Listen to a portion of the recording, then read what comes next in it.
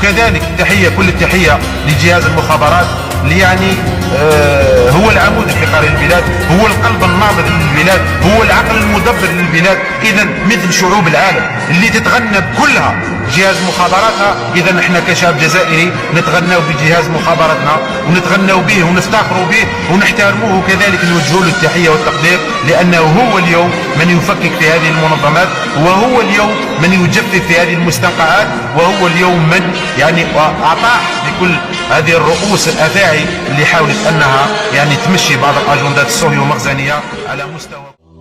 غير ما تخلطوش فينا دنيا ضدنا، ولاد اللي يحمينا حنا ديما خاوة عالفاقي غلقنا الباب.